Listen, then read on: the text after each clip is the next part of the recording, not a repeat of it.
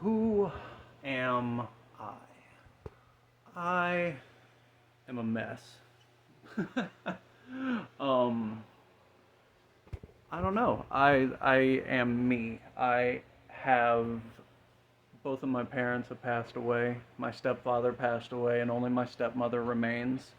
All of them were responsible for very particular abuses that happened in my life. Just like everybody's parents make mistakes. So don't take me the wrong way. Not that I'm calling my dead parents terrible monsters, but they were abusive and they made some mistakes and they tried. They did their damnedest to try and fix the things that they had done wrong. They did their best to try and correct the things that they saw wrong.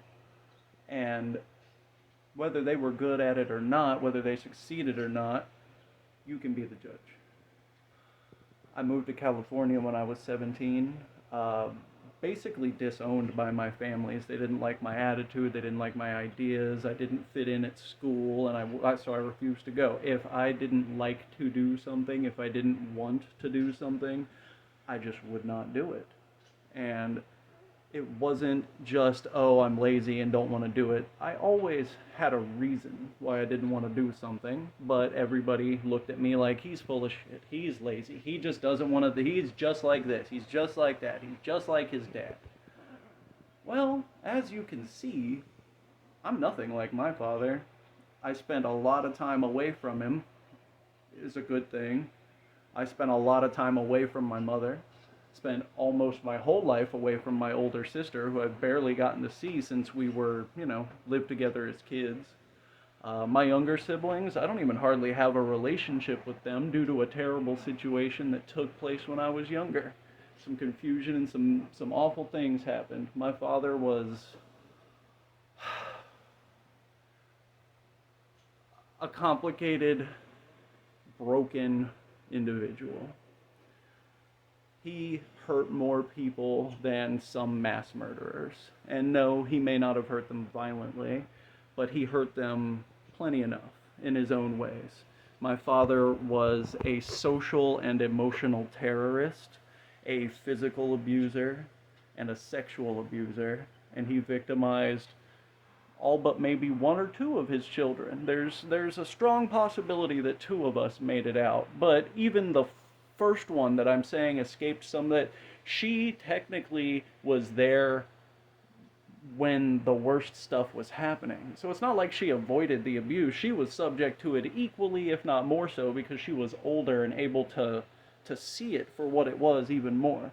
And it caused a damage. And due to some things that happened, my stepmother found it better to just isolate me away from the family. She thought that I was just like my father, the same monster that he was.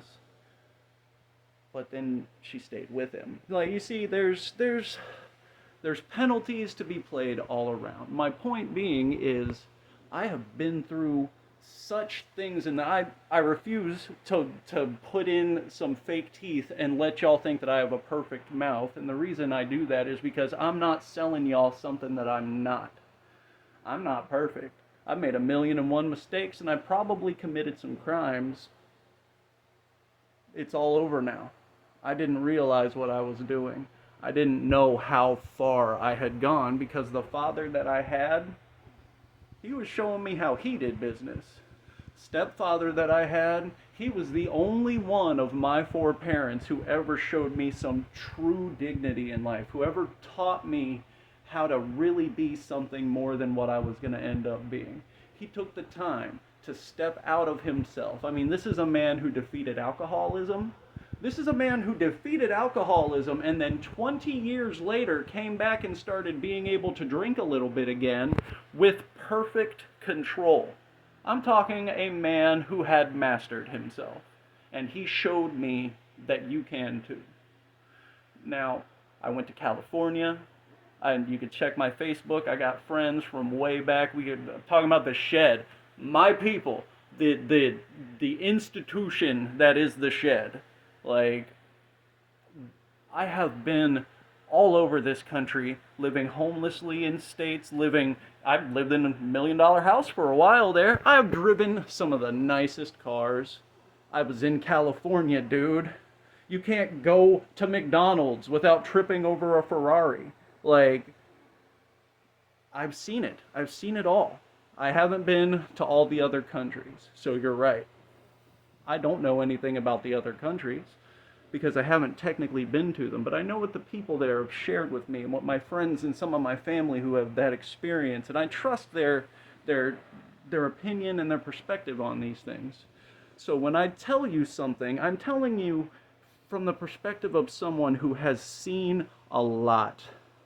And yet, I still don't know near enough to be able to fix the problems that we're coming across.